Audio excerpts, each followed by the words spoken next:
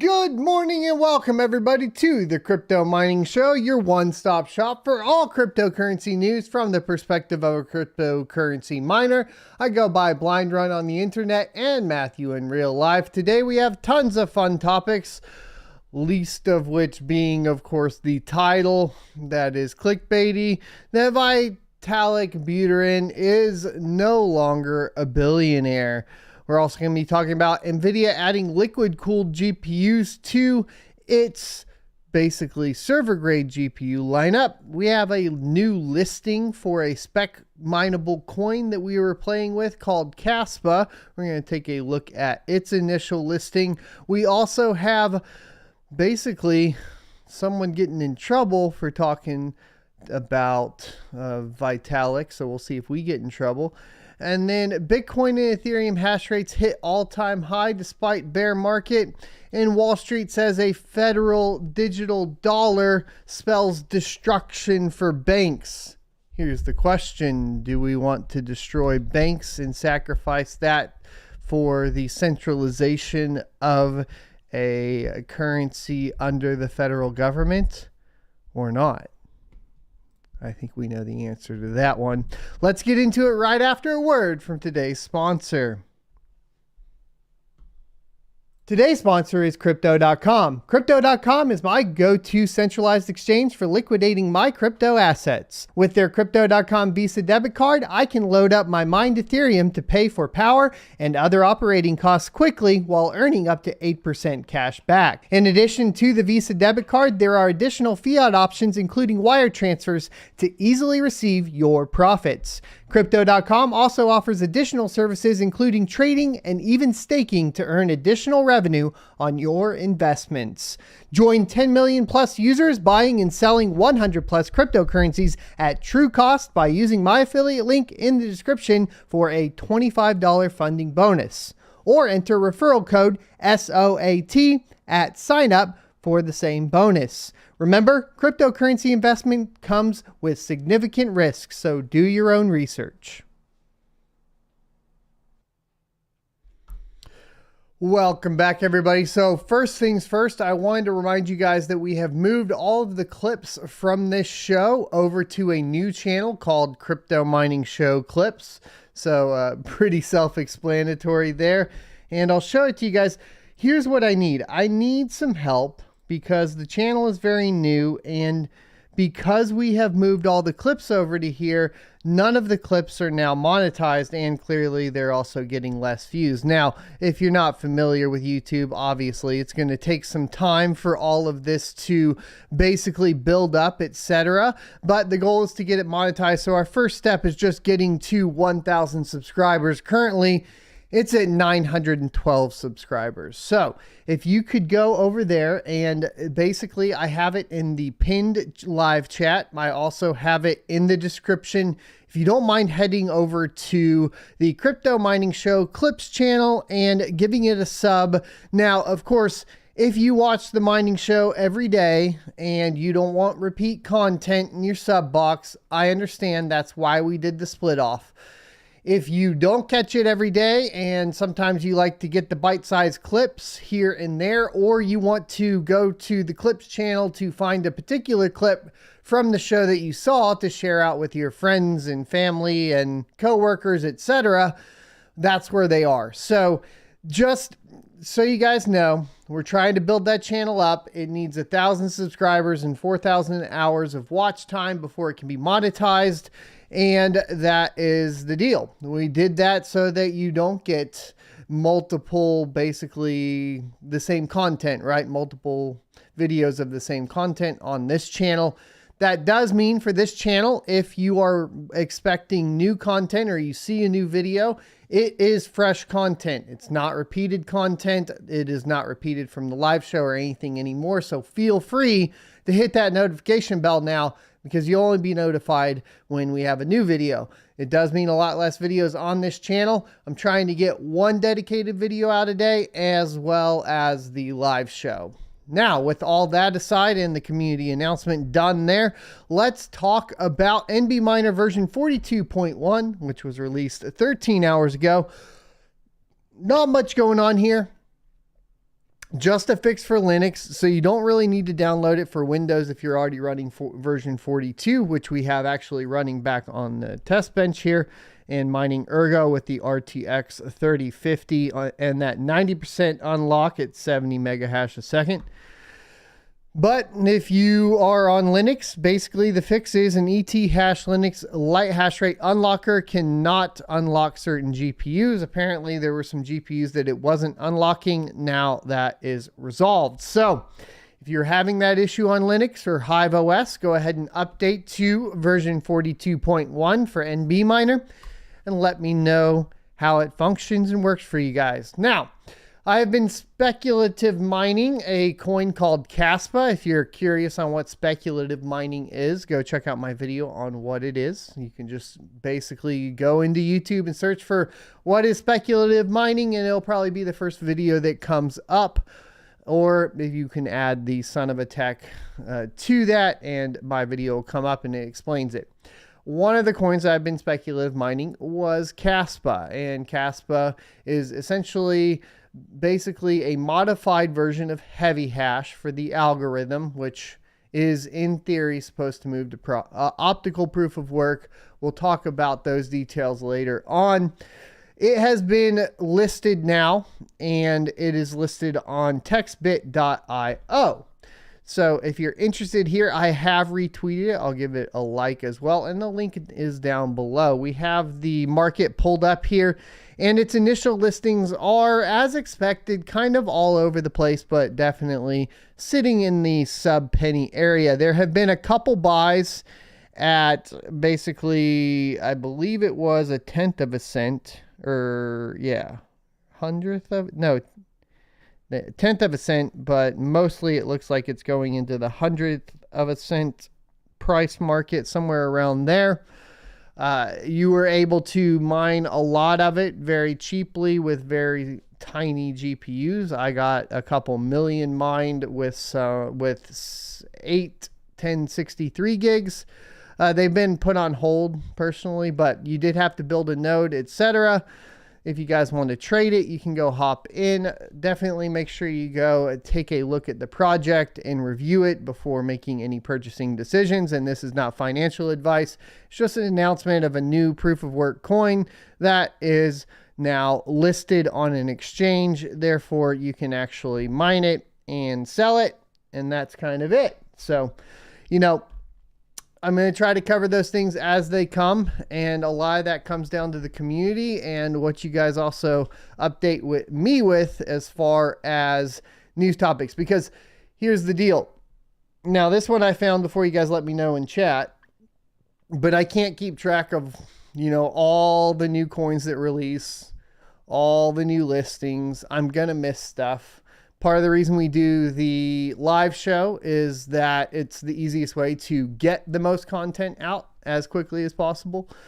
And even then, I'm just going to miss things. It's just the way it is. But NVIDIA adds liquid-cooled GPUs for sustainable, efficient computing. A liquid-cooled NVIDIA A100 PCIe GPU is the first in a line of GPUs for mainstream servers, responding to customer demand for high-performance green data centers.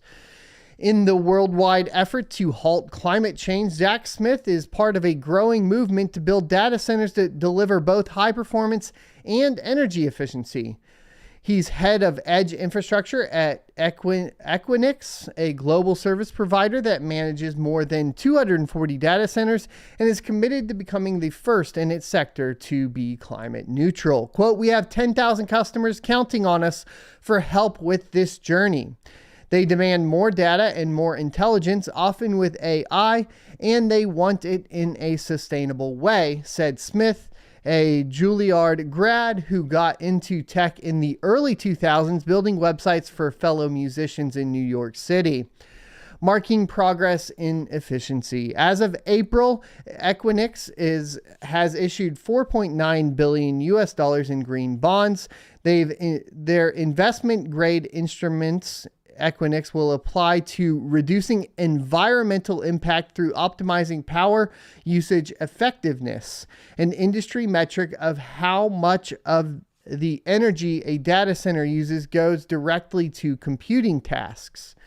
Data center operators are trying to shave that ratio ever closer to the ideal 1.0 flat PUE. So Equinix facilities have an average of 1.48 PUE today, with its best new data centers hitting less than 1.2. In another step forward, Equinix opened in January a dedicated facility to pursue advances in energy efficiency. One part of that work focuses on liquid cooling. Born in the mainframe era, liquid cooling is maturing in the age of AI. It's now widely used inside the world's fastest supercomputers in a modern form called direct chip cooling. Liquid cooling is the next step in accelerated computing for NVIDIA GPUs that already deliver up to 20 times better efficiency on AI inference and high-performance computing jobs than CPUs. If you switched all the CPU-only servers running AI and HPC worldwide to GPU-accelerated systems, you could save a whopping 11 trillion watt-hours of energy a year. That's like saving the energy more than 1.5 million homes consume in a year. Today, NVIDIA adds to its sustainability efforts with the release of our first data center PCIe GPU using direct chip cooling.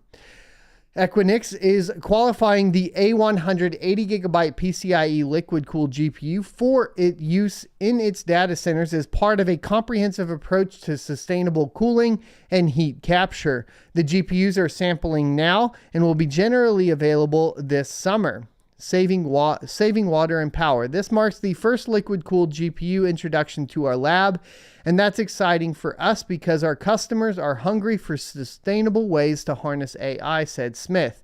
Data center operators aim to eliminate chillers that evaporate millions of gallons of water a year to cool the air inside the data centers. Liquid cooling promises systems that recycle small amounts of fluids in closed systems focused on key hotspots. Will turn a waste into an asset, he said. In separate tests, both Equinix and NVIDIA found a data center using liquid could run the same workloads as an air-cooled facility while using about 30% less energy. NVIDIA estimates the liquid-cooled data center could hit 1.15 PUE, far below 1.6 for its air-cooled cousin.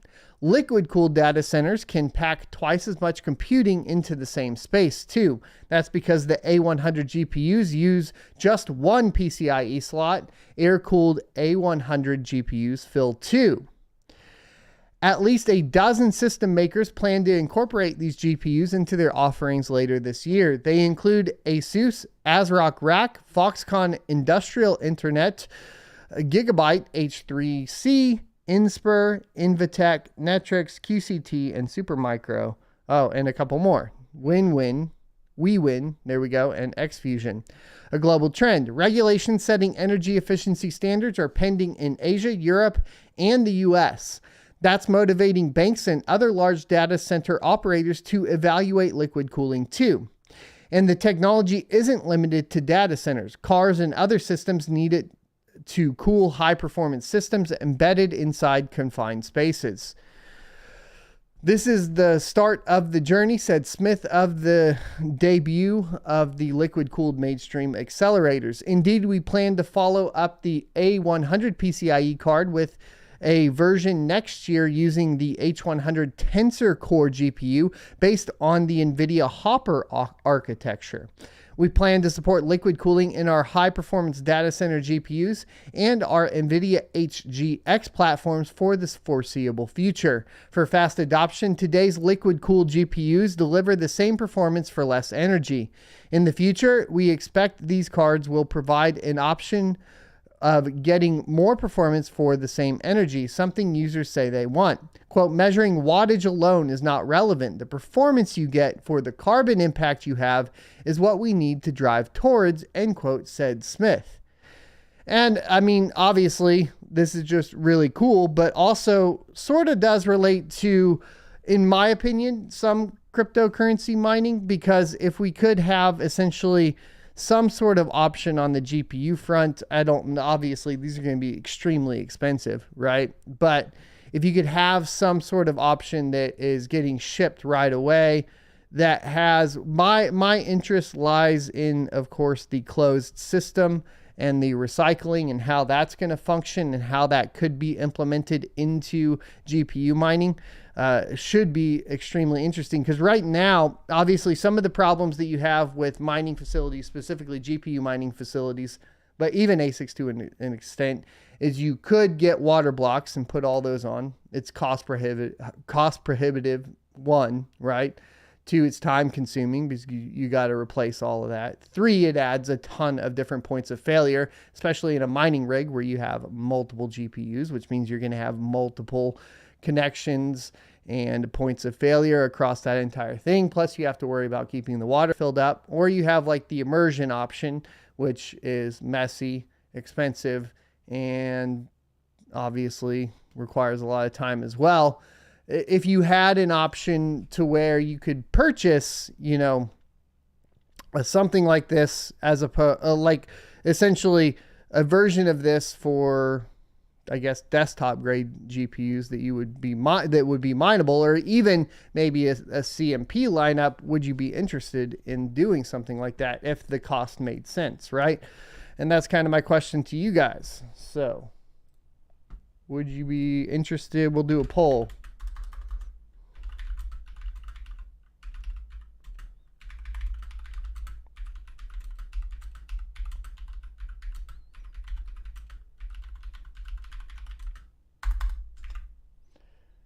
I think everybody would say yes to this, right? And there is a good point in chat, of course, is are they calculating the power consumption of the water pumps? And I think that's a valid question, because as you would read it, right, I think the argument here is not the watts. The argument is the amount of performance increase per watt. So if you can liquid cool the system, right, essentially you increase the performance of that particular GPU. And so it's not about actually increasing or decreasing the power consumption. It's about increasing the performance.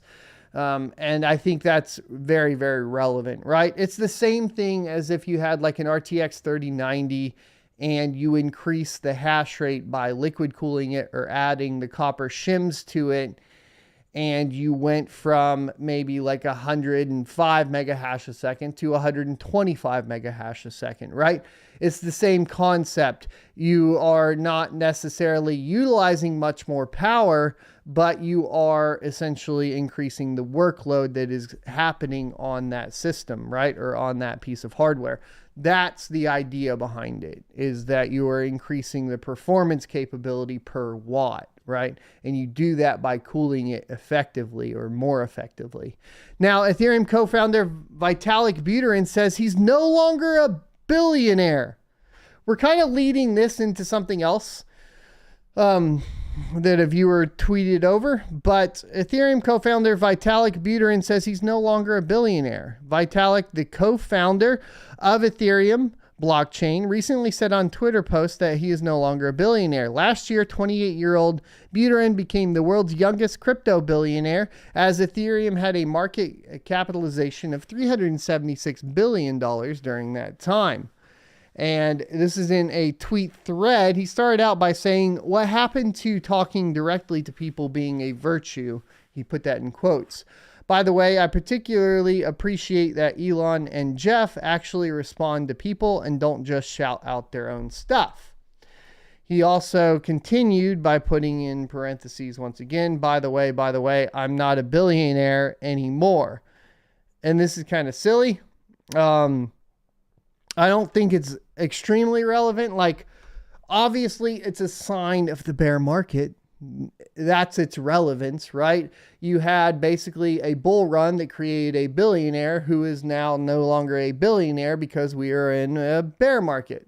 Ta-da! That's the only relevance here, in my opinion. But Buterin, who created Ethereum in 2014, owns a digital wallet that contained holdings worth about $1.5 billion in November of 2021.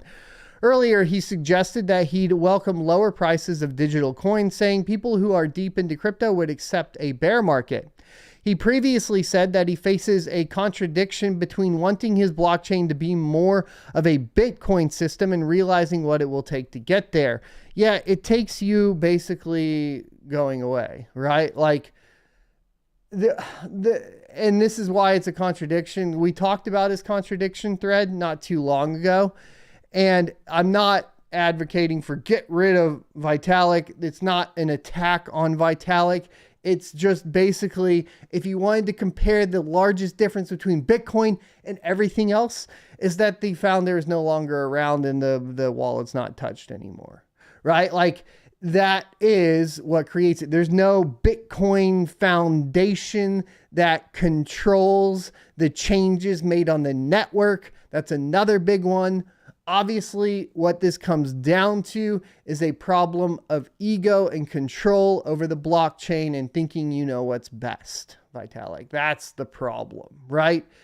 And I understand that you're starting to, and I don't want to speak directly to him because it's not like you would ever watch it or anything like that. But just in theory, right, that is the problem, right? You can't ever turn Ethereum into Bitcoin without no longer basically treating Ethereum as it's currently treated with the foundation, etc. Right? So it's kind of silly. During the pandemic, Buterin sent Shiba Inu and other crypto donations he received to various charities, including 50 trillion SHIB, around 1.2 billion US dollars at the time, to the India COVID Crypto Relief Fund.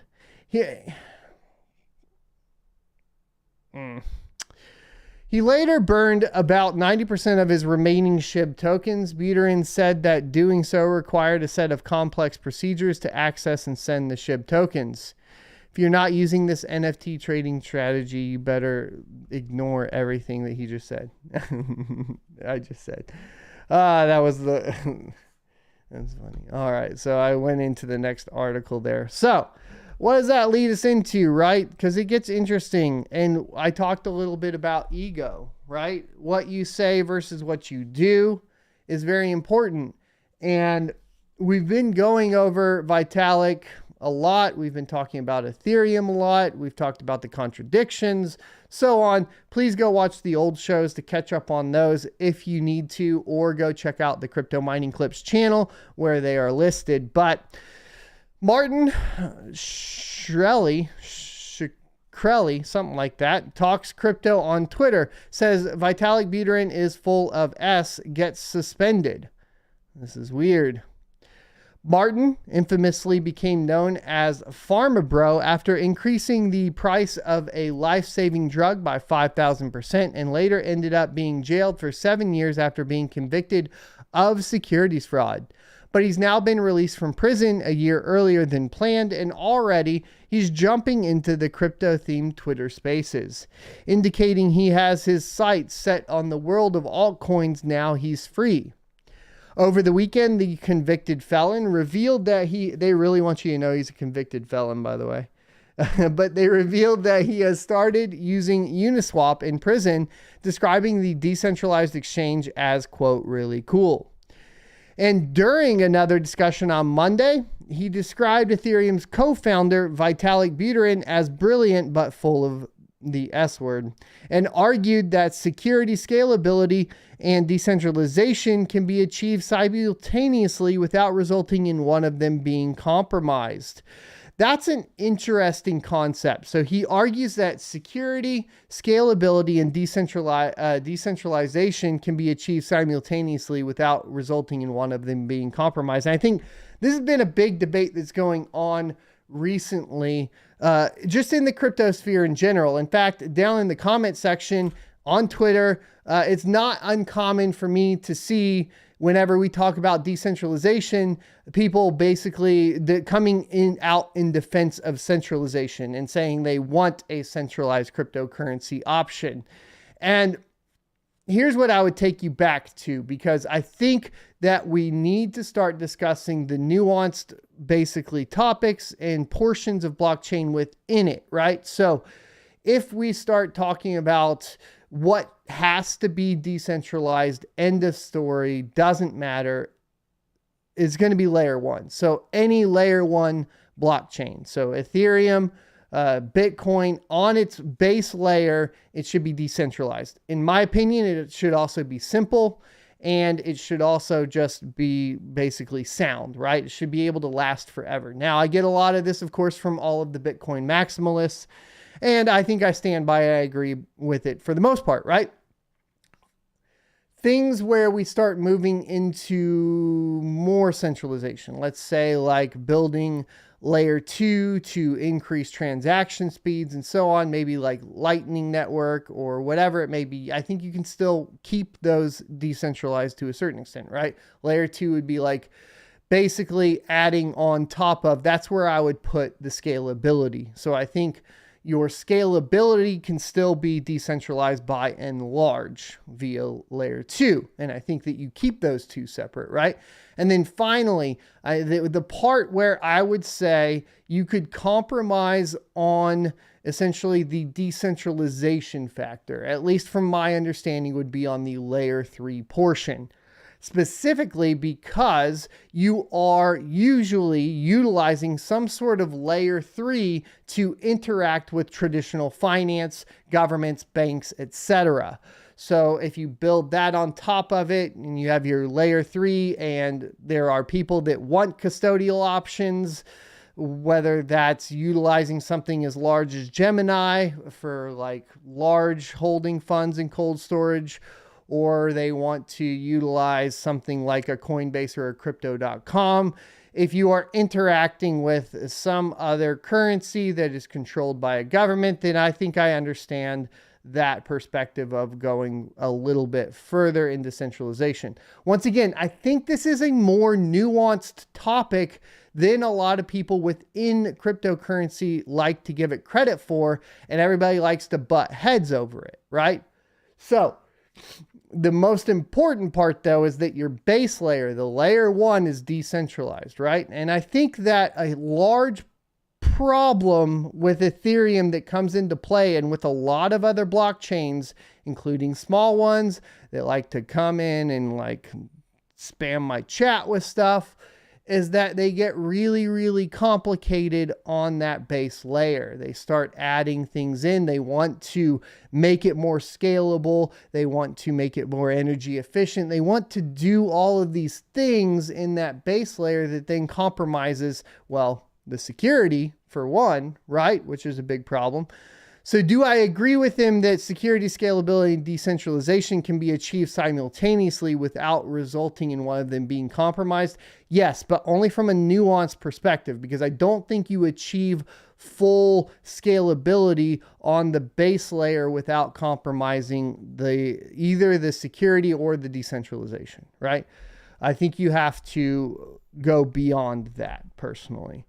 Despite the fact that he's banned from working in the pharma sector for life, he also seemed unrepentant about his past behavior. As chief executive of Turing Pharmaceuticals, he acquired Daraprim, a drug used for treating AIDS, malaria, and cancer, and increased prices from $13.50 a tablet to $750 a tablet, indicating that he hasn't learned his lesson or reflected all that much during his time behind bars. He said he didn't really give a F and claimed such high prices are justified, giving many Americans have health insurance cover.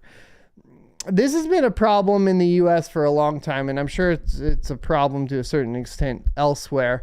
And it is going to, as far as health insurance and healthcare is concerned, the perspective from the doctors and so on is that the insurance companies will cover it, therefore will charge the crap out of them. And then you end up with what we have as probably one of the worst healthcare systems, in my humble opinion. And that's coming from someone that has a lot of medical debt, because if you guys didn't know, I have replaced hips, I replaced shoulder, I had a pulmonary embolism a couple years ago. I have tons of medical bills, and I had insurance during all of those periods, and I still owe outside of the insurance, so it didn't ever cover it all. So I can see the problem within the system as far as that's set. And unfortunately, I do think that a part of it is this perception that, well, it's never going to go to the end user, so we'll just charge the doctors are trying to make more money. And it's a profit-driven thing. It's a problem. I don't know how you solve it, right? But definitely individuals that talk like this, I don't really respect when they say stuff like this. I get the concept, but it doesn't play out like that in practice, especially considering that the insurance companies just pass that cost on, right? A number of crypto enthusiasts have expressed their dismay that he is being given a platform on Twitter Spaces. Hold on, my boys, you crypto enthusiasts, you libertarian motherfuckers.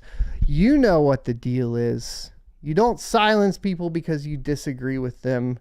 You do not silence people even if they have a poor track record. You let bad ideas be talked about, and then we talk about them on places like this show, and then we let the good ideas win. That is how it's done. Do not start to cancel people within the crypto space. That will be the antithesis of crypto, and it's not good. I won't let that go unnoticed on this channel. Back on Saturday, before he was criticized by Shkreli, I got to go look it up. I apologize. Buterin had tweeted, quote, "How do we create a culture where it's harder to set or become the topic of public conversation by doing something terrible and easier to do so by doing something great?" Meanwhile, Zephram.eth, known as Board Genius on Twitter, warned simping for evil pharma bro Martin is gonna set a new low of the public perception of crypto.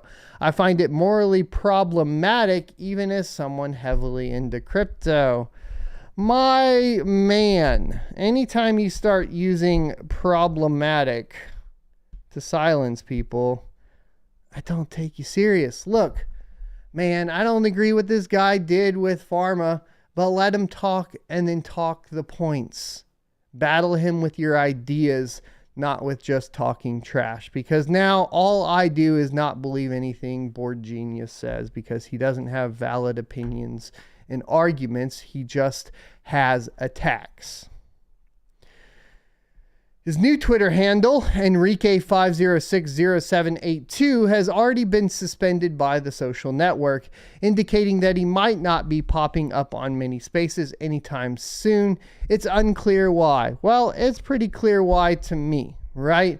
And that is that essentially Twitter doesn't want people that have clearly had some sort of felony record in the past that also does not align with the current talking points, whether that's from Vitalik Buterin or anybody else. This was an interesting article because I do feel like we got a lot of nuance out of it, right?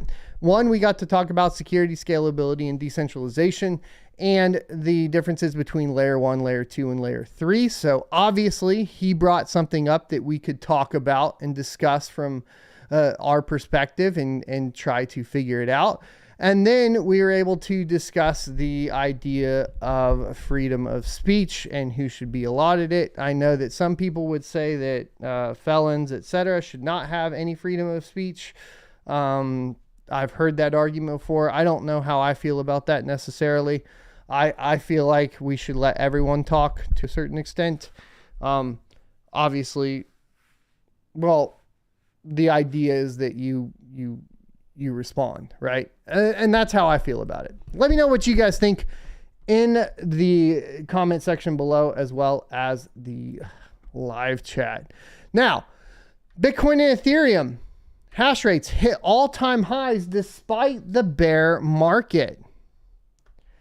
Cryptocurrency miners continue to pump computing power into the Ethereum and Bitcoin networks despite their tokens' recent price drop. The hash rate for Ethereum hit an all-time high Monday, May 13th, when it topped out at more than 1,126 terahashes per second, according to ycharts.com, which is a platform that you apparently have to sign up for to even see the charts, which is quite annoying. But Bitcoin's hash rate peaked 2 days later at over 254 million terahashes per second per blockchain. Now, what's going on with Ethereum? What happened right before May 13th? Like, you guys are aware of it. I'm aware of it. Do you think people are putting more hardware onto the network? No, not necessarily. What happened is that we had a 100% light hash rate unlock that allowed a ton of miners to increase basically the power of their light hash rate GPUs by 20 to 25% on average.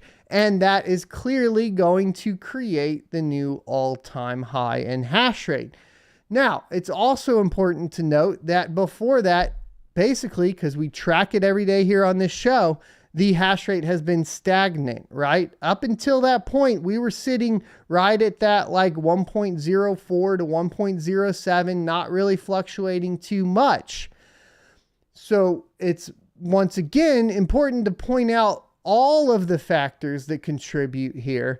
I do not think that people are putting more hash rate and buying more hardware to mine Ethereum at this current time, as opposed to Bitcoin. We've been tracking that as well. That is where more power, more hash rate is getting added to the network, regardless of price of the cryptocurrency, and to the point to where the public mining companies have moved from just utilizing their public funding through the sales of stocks and securities, etc., to also taking on debt to continue to expand in this ever-growing competition for finding more coins, right? That's really what's happening here. As of Thursday morning, Ethereum and Bitcoin have both fallen almost 60% from their all-time highs of 4,878 and 69,044 respectively. Nevertheless, the miners that validate transactions on the Ethereum and Bitcoin networks continue to find profit in the work, said Will Foxley, content director at Compass Mining. Quote, hash rate is just going after potential revenue for mining, and as long as there is a gap between the cost of mining and the potential revenue and profit, he said, you're going to see hash rate continue to climb. The hash rate is the computational power used to validate blockchains. The higher the hash rate, the more secure the network, since more validators are securing the network. This makes a so-called 51% attack much harder to execute, as a malicious actor would need to control a majority of the hashing power. As data from the past week shows, the blockchain's hash rate is divorced from the market until a point. I agree that as far as Bitcoin goes, the increase of hash rate is divorced from the market. For Ethereum, not so clear on that. Not so sure. Quote, that point is where the cost to mine a Bitcoin or the cost to mine Ethereum is near equivalent to the spot price, Foxley said. For Bitcoin, you can still mine Bitcoin for a few $1,000s cheaper than it costs to purchase it at spot, depending on your machine. The same goes for Ethereum. In fact, mining Ethereum, i.e. dedicating computing power to validate transactions and secure the network, has been more profitable than Bitcoin for much of the past year due to the former's meteoric bull run. It's also due to the fact that you don't have essentially basically ASIC mining companies restricting who they sell to for a certain price and charging the individual exorbitant prices to basically block them out from ever being able to compete with the rest of the network, and is a huge problem that we've discussed in the past with ASIC mining in general. While the token is down substantially from its all-time high, it's up more than 1,400% since the beginning of 2020. Despite Ether's rise over the past 2 years, it is a little surprising that miners continue to contribute computing power to its network, Foxley acknowledged. We already addressed this in the beginning, and it's a little silly that Foxley would not have his finger. He's from a mining company, Compass Mining, Come on, guys. I've seen you guys get interviewed by Bits Be Trippin', by, I don't know, a ton of different people. Vosk, right? You're not aware of the light hash rate unlock problem? All right, come on. That's terrible, boys. That's terrible. Get to work. After all, when the system switches later this year from the current proof of work consensus mechanism, which requires even greater computing power, to the proof of stake mechanism, which does not, all those video cards purchased to mine Ethereum must be repurposed. But there's a reason for Ethereum miners' dedication. Quote, Ether miners don't really care if they have net loss on their GPU, because that Ether as an asset can also create yield and pay off your miner in different ways, he said. If I was an Ethereum miner, think of all the places I could have earned yield for my Ether over the last 2 years. I could have farmed it a million different places and got a return on that. There are more places to put your capital to work. And that's a fair point, right? With decentralized finance, with NFTs, all this sort of thing, you were able to basically stack. I added a lot of liquidity to a lot of different projects and so on. The question will be, that gets really, really interesting here, first of all, GPU miners were expecting to mine different cryptos, right? Second of all, when we mine those other cryptos, where does the dedication to the ecosystem move to? Moves to whatever the miners decide to go ahead and move to, right? Where does DeFi start to grow, right? Where does NFT marketplaces start to grow? If you have access on a different network to the same tools and the same capabilities to generate additional revenue off of the mined income that you've made, where are you going to use it? Probably within that ecosystem, so that you're not sending it out and paying a bunch of exorbitant fees to get it moved over to Ethereum. I think it's a little disingenuous from two perspectives here. One, like we mentioned, and we'll do one more time, is that we had the 100% light hash rate unlock that correlated specifically to this increase in hash rate for Ethereum. Number two is that GPU miners, so I don't think GPU miners are buying more equipment, first of all. But two, I think GPU miners are mining whatever is most profitable up until that point. But if you pay attention to what all else is going on, you know that we have the migration going on. There are a lot of different coins that are being looked at, and a lot of the smaller miners have already started moving networks.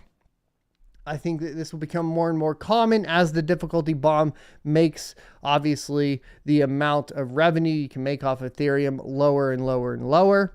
And depending on the price point for the power on each individual miner, more will drop off depending on that specific reason. I also think, like I said, once you see the migration of the miners to other networks, I think you will see the migration of the participation within the ecosystem as well. Now, it's not going to be to a great extent because, of course, Ethereum has first mover advantage. Most people participating within, especially the NFT space, are not even aware of what a consensus mechanism is. And so they will remain probably within the first mover space, provided Ethereum doesn't go down and have a ton of issues post-merge. That's kind of what I'm thinking. Let me know what you think in the comment section below, as well as the live chat. Finally, Wall Street says a Fed digital dollar spells destruction for banks. Well, banks buy Bitcoin, right? That's what we say. But this is going to get interesting. The U.S. Federal Reserve is considering whether to launch a CBDC like other nations, and bankers argue that's a dangerous idea. Well, of course they do. But you got to understand, banks, the Fed's got to protect their bottom line from the Bitcoin. They got to get in there and take control before Bitcoin takes over. And clearly you guys are not doing a great job. All right. I don't think the Fed's going to do better. I'll give you that. Okay. All right. Let's continue. Wall Street bankers are arguing that the Federal Reserve launching its own digital dollar could crack the foundations of banking as we know it. according to letters industry lobbyists sent to the U.S. Central Bank on Friday. The Fed invited comments on a report exploring the future of a potential central bank digital currency issued in the U.S. A government-run digital dollar could have profound implications on the financial sector and also on the stablecoins issued by the cryptocurrency firms. Quote, current research overwhelmingly undermines the purported benefits of a CBDC and instead indicates that a CBDC would seriously disrupt the financial system, significantly harming consumers and businesses, end quote, said Greg Baer, who runs one of Wall Street's lobbying arms in Washington, the Bank Policy Institute. Another banking group in Washington, the American Bankers Association, predicted in its own letter that a digital dollar would mean deposits accounting for 71% of bank funding are at risk of moving to the Federal Reserve. That would dramatically increase the cost of funding in the banking sector to an unsustainable letter, the ABA letter said.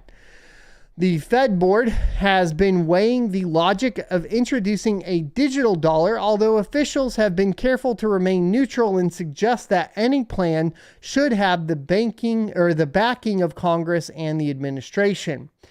That's the line, too, that Michael Barr, President Joe Biden's pick to be the next Fed vice chairman for supervision, echoed at his confirmation hearing last week. However, several new Fed board members were sworn in on Monday, marking an official transition to the era of Biden appointees.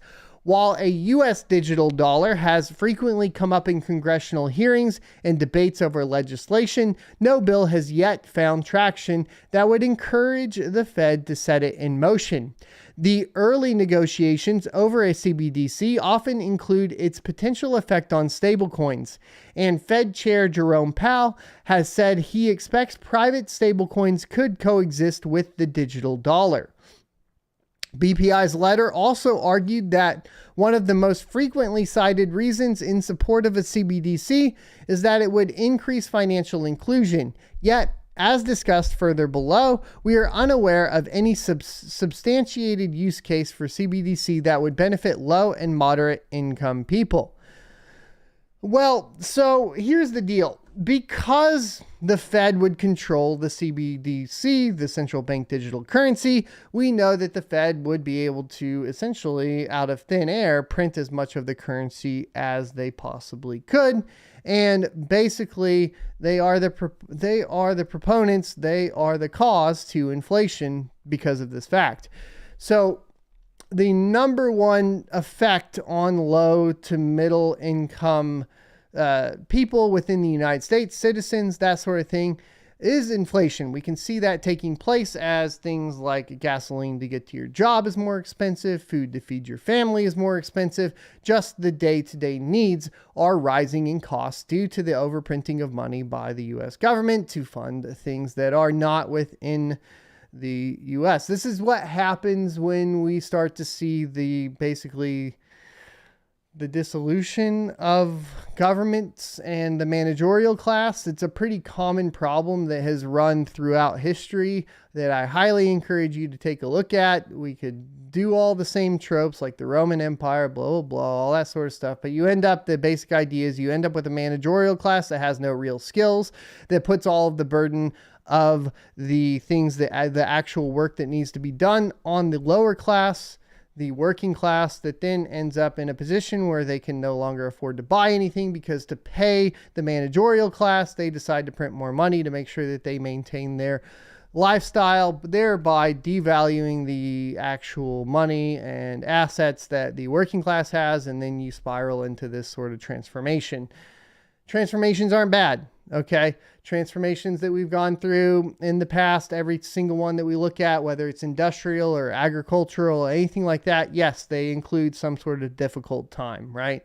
But then they get a little bit better. What we are seeing and witnessing, which is a great time to live through, in my humble opinion, is a digital transformation. And part of that digital transformation is obviously going to affect the currencies and the way that trade works. And that is what we're seeing with cryptocurrency and the different implementations and the responses that different governments and nation states have to it, as well as the managerial class. So I think that it's very interesting to just look at from the outside. I don't have strong opinions. I just have basically ideas that I play with when surrounding this sort of talk. I am anti CBDC right now as my stance, and maybe I changed my mind, and I am pro Bitcoin, right? So I'm anti CBDC, pro cryptocurrency. And then if we want to get into things outside of cryptocurrency, I start looking at those more like securities, whether that be Ethereum, Flux, name any board-led project, Chia, whatever it is, right? I typically look at those more like securities, and technology. That doesn't mean I don't get excited about that technology, like super excited about Web 3.0, super excited about being able to deploy Docker images on the blockchain via Flux. This is all really exciting stuff.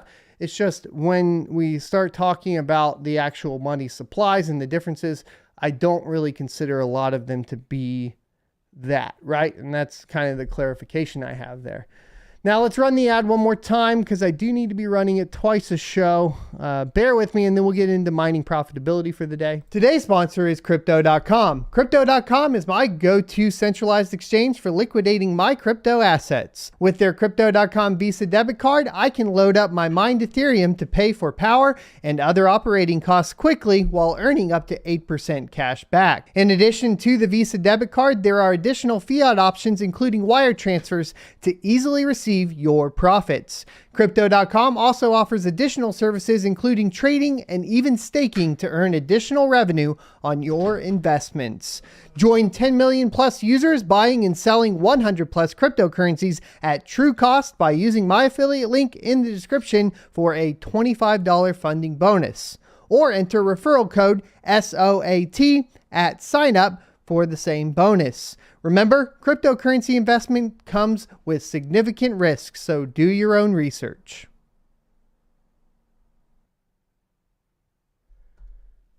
Oh, I read a little bit of chat. No man should tell another man what to do if it does not affect that man. That's my opinion. Here's the deal. Mining profitability on Crazy Pool is down a little bit from yesterday, but still looking pretty good. We have an unpaid balance of 0.035. We received a payout yesterday of 0.05, it looks like. Well, of today of 0.05. This has been kind of difficult to process, right? So we have 0.035 plus today of the 0.05. So that's 0.086. Yesterday was about on par with that at 0.0804. And the day before that, like we talked about, was 0.1. We're still extremely profitable on Crazy Pool compared to what we had been seeing anywhere else. So I highly recommend considering coming over to Crazy Pool with me because all of the other pools have started to really decrease in profitability, and Crazy Pool is just killing it. I want to clarify again, they did at one point offer to pay me to promote the pool, and I declined to take that offer so that I could remain objective on here. It is undeniable at this point, especially with the increase in difficulty rate and the pools that are clearly now trying to line their own pockets pre-merge, that Crazy Pool seems to be the one that per hash rate and blocks found pays out the most. All right. So that's where I'm at. Once again, I'm not sponsored by them. I, in fact, turned down specifically a sponsorship with them. I'm also mining Ryo still on the 2080 Ti's. And, you know, we're making a lot of Ryo. Chilling on, basically, I just want to have some mined, security-driven, privacy-focused crypto. If it's mined, it's more secure. Obviously, you guys see my address, so it's not that secure or private, but it's cool. Anyways, what to mine? Defaults. Clear this back up, and then let's get the 3090 in. Update the Zell hash rate, calculate that baby out. Ethereum is at $2.76 a day in revenue and $1.99 a day after power. Cero is at $2.33 a day in revenue and $1.53 after power. Conflux is at $2.16 a day in revenue and $1.60 or $1.36 a day in profit. Equilibria is at $2.15 a day in revenue and $1.53 a day after power. Rio is at $2.02 a day and in revenue and $1.40 a day after power. We also have essentially Z Classic here at $1.94 a day before power, $1.24 a day after power.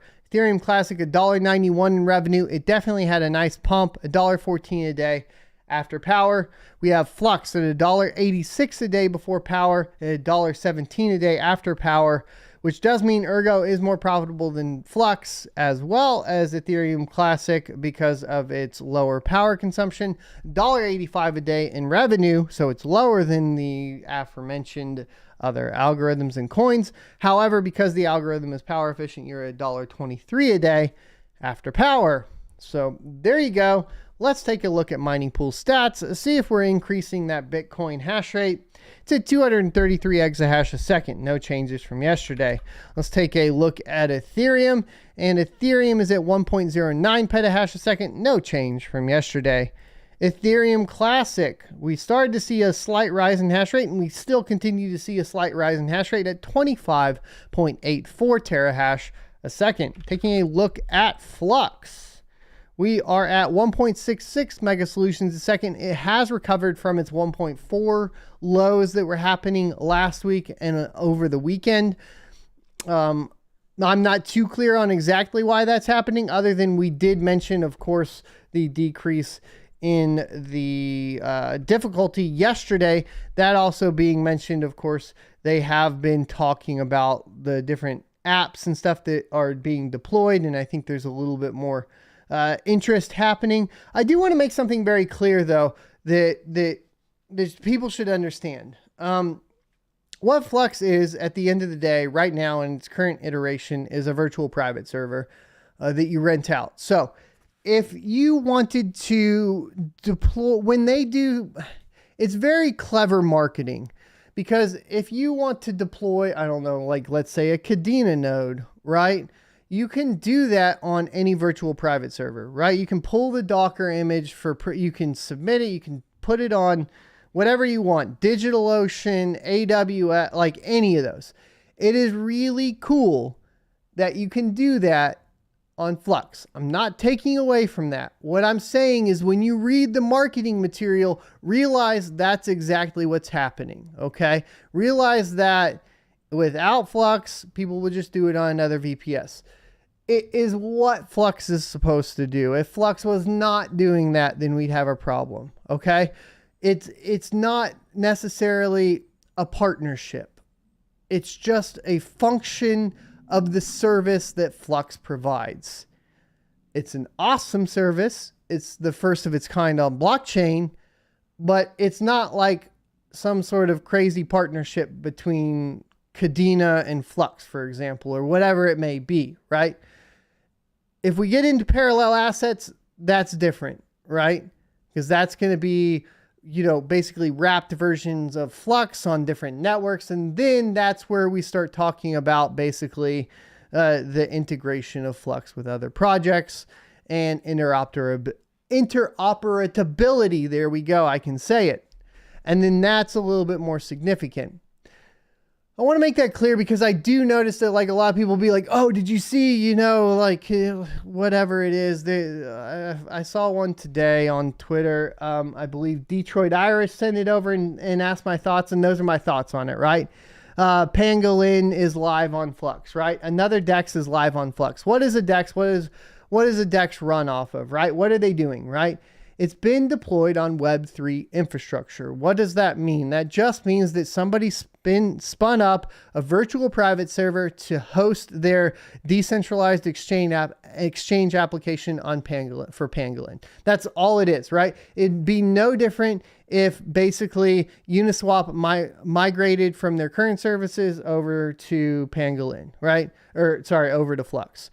It would be no different if QuickSwap migrated from DigitalOcean when we last did the look at them over to Flux. Like, it's a virtual private server service at its heart. That's what it's supposed to do. So if we didn't see these things, it would be concerning. But if we see these things, it should be par for the course, right? And that's pretty much my thoughts on it. I just wanted to clarify. As far as all that goes. Mining pool profitability for the last 90 days, mining pool up in first, F2 pool in second, crazy pool in third. For the last 60 days, crazy pool in first, ether mine in second, F2 pool in third.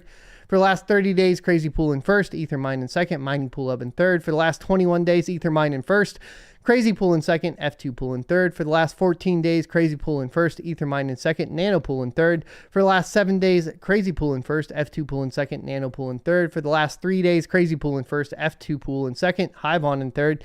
And for the last day, ZET in first, nano pool in second, crazy pool in third.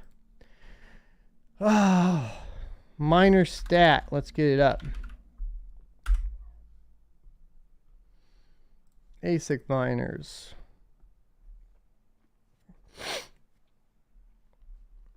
ASIC miner profitability, KD6 at 31.73 a day, Antminer L7 at 22.06 a day, definitely taking a huge hit in profitability since yesterday. And then we scroll down and we got the KD5 at $20.64 a day after power, Z15 at $7.97 a day after power, the S19 Pro at $6.75 a day after power.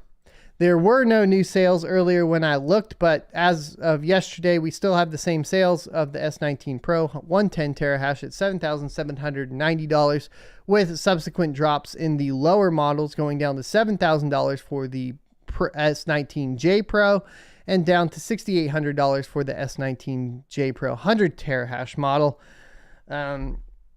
Unfortunately, I think it's just the ASIC miner decrease in cost is just going to take a while longer. A lot of these retailers, you have to keep in mind, are paying the exorbitant costs to the manufacturers as manufacturers sell directly to farms, etc. It can make it hard, and it's going to take time for them to actually get rid of stock that people frankly don't want to buy and then replace that with stock at a lower price. It's going to take longer, I think, than the GPU market. Let's get into questions and answers. Tagging at Son of a Tech is the easiest way for me to see it. Super chats are never required, always appreciated, and the easiest to read. On the would you liquid cool your farm if it made sense financially, 69% said yes, 31% said no. Is that because of the time, I suppose, involved in liquid cooling your farm, or of course maintenance, etc.? AZ Miner says, at Son of a Tech, crazy pool ETH page down for me. Where do you monitor it at? It's up for me. Go check their Discord if you're having issues. That's interesting. I wonder if you have something blocking it. Texas Ace says, at Son of a Tech, when are we going to get an update on the farm with server cases you said you were moving to? I don't know, when I have time. I'm trying to make so much content. It's ridiculous. Patrick says, at Son of a Tech, when Vitalik talks about ETH holders not minding if the coin value tanks, it makes me concerned to hodl what I have rather than move it to Bitcoin. I don't know why you haven't moved it to Bitcoin already, Patrick. All the rest of us have. 4EMH says, at Son of a Tech, can I run a WordPress website on Flux? So currently the way Flux works, and it's pretty cool, I'll show you, is that you essentially just deploy Docker images. The only problem here is that you have to get them whitelisted. So there's a whitelisting process you can go through their Discord. There is a guide on that, right? But if you just go to runonflux.io, for example, and then you go ahead and say launch a node, or sorry, deploy an app, not launch a node. That would be for nodes. You can basically come in here, click the deploy button. You're going to enter your Zell ID, your app name, right? We could do like so. One I'm working on right now is V Rising for the new V Rising game. You would put in your Zell ID wallet. It's going to make me fill it out, huh? Hold on. I think I have my Zell core address here. Give me 1 second. I'll show you the rest of how this works. It's pretty simple. The only thing is like I said, it has to be whitelisted. So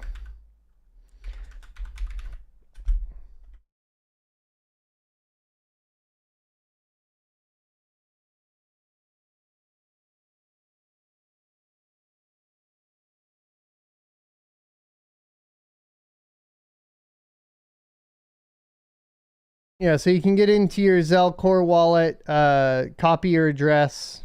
Let me grab my address real quick.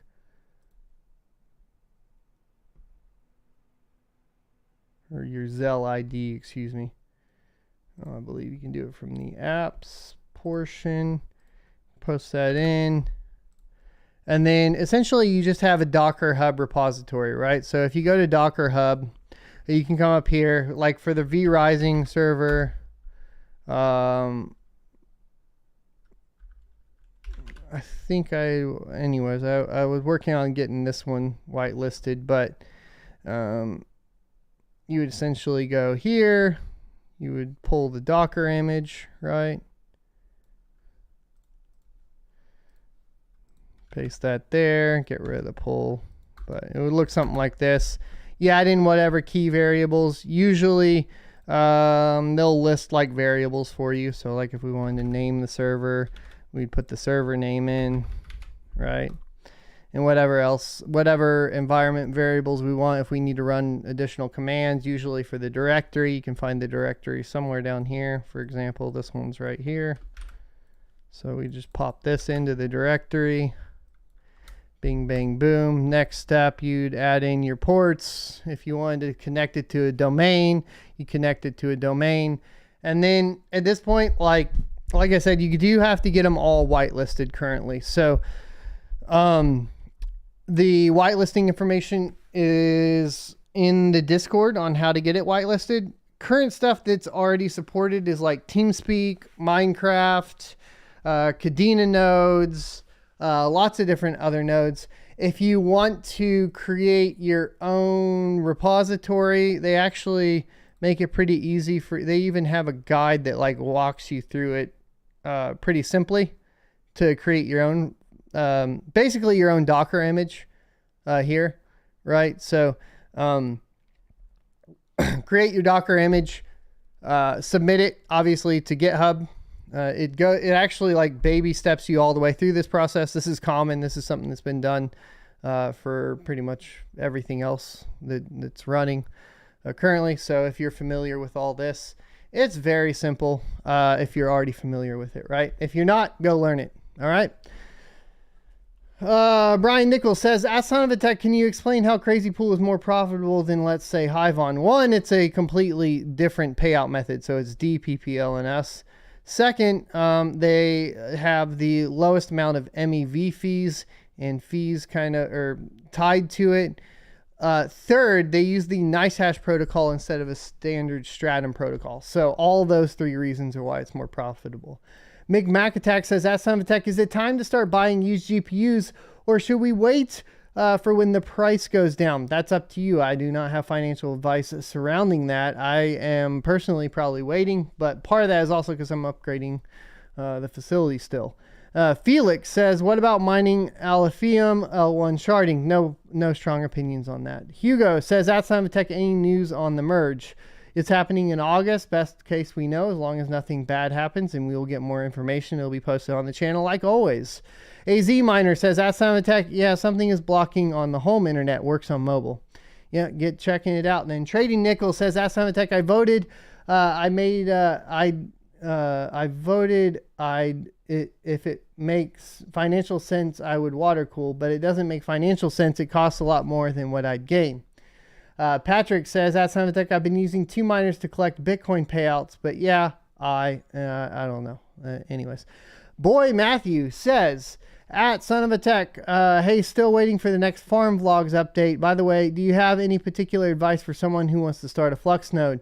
Like I've always said, like I'm not a big fan of nodes, master nodes, staking, etc., because your entire revenue is based around one coin doing well. But deploying the node's super easy. You can go to the runonflux.io, click the deployed node, and then it'll walk you all the way through it, right? So it's not extremely difficult. It's not extremely profitable either exactly at this point, because there have been so many nodes.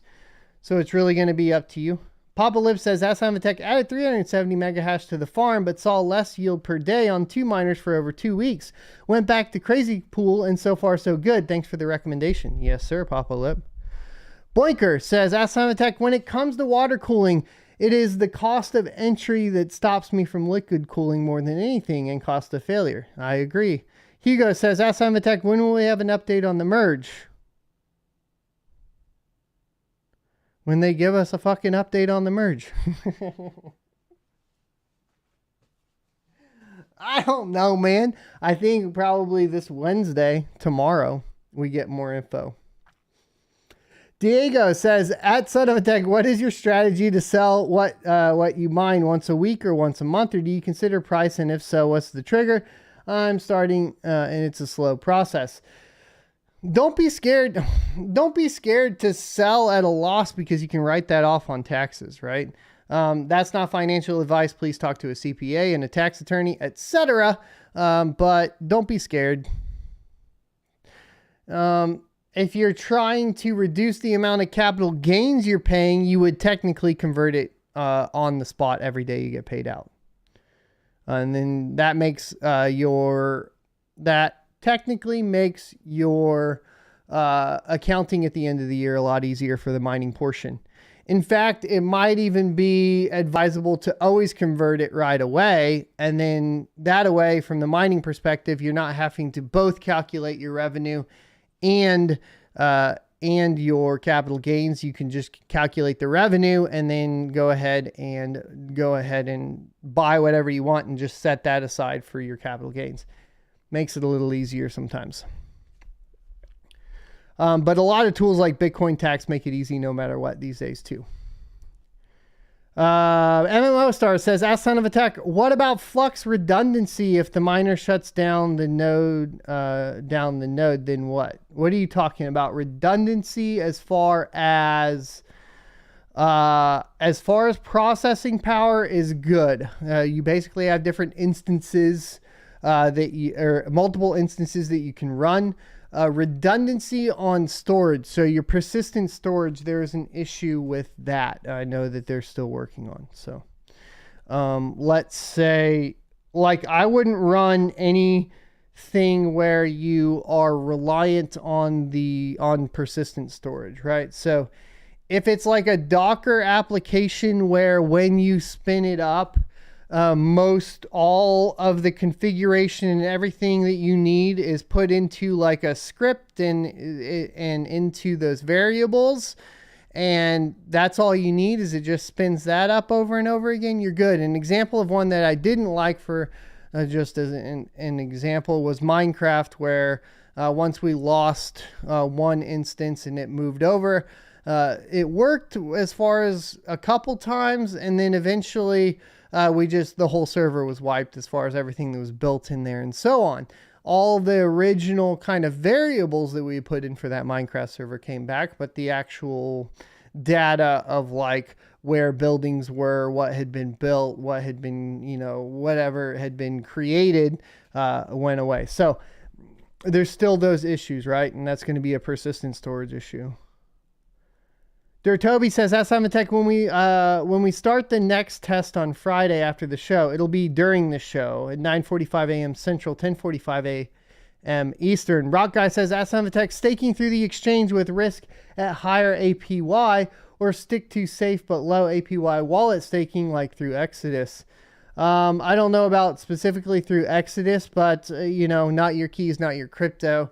And we already did talk about, basically, I think it was last week, Coinbase updating their terms of service, where in the event of, bankruptcy, the crypto that is held by those exchanges is not yours and will be utilized to resolve the company's debts, not your debts. They will not owe you anything.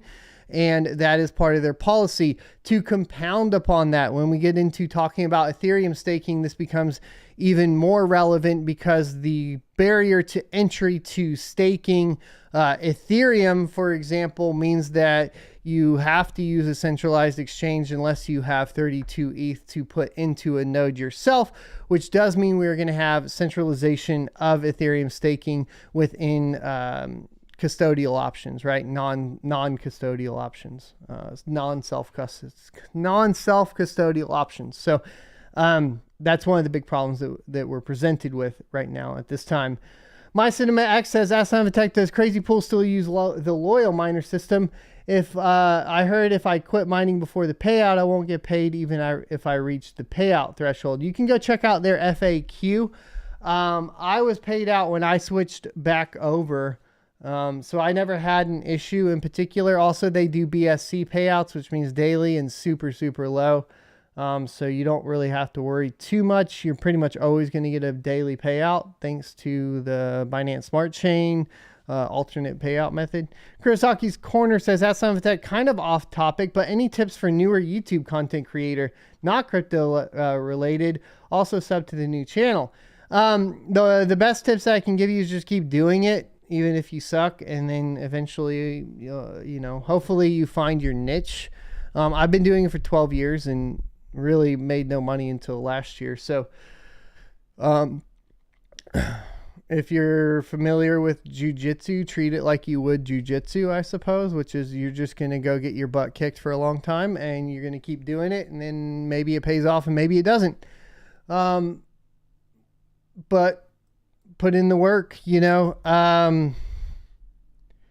things that make it easier is finding something you enjoy talking about that you don't get bored of, because it'll take a long time and it will be something that you end up being locked into regardless due to the algorithm. So take that into account.